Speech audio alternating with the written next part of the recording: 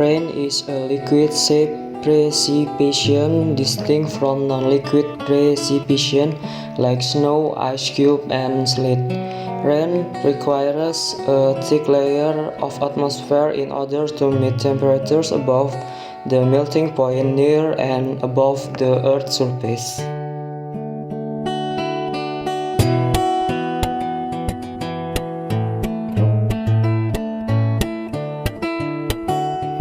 How does it happen?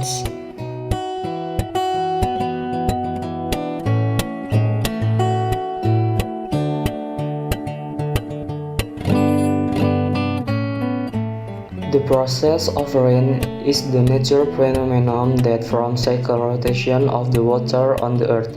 In simple way, the stage of rain process describes the process of water transmigration from ocean, sea, river, lake, and other water source to the atmosphere and then back to the land.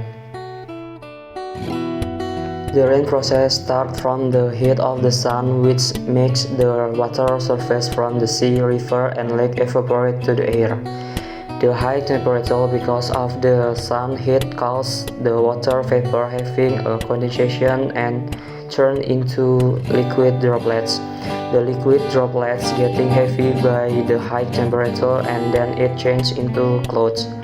With the help from the wind, the cloud can move to other place. The wind makes the size of the clouds increase and every cloud will overlap.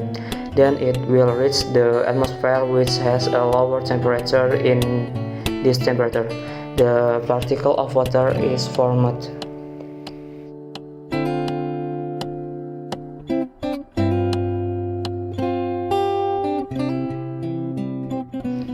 Finally, when the wind cannot resist the weight of the cold which is filled with water will thaw, a process called precipitation.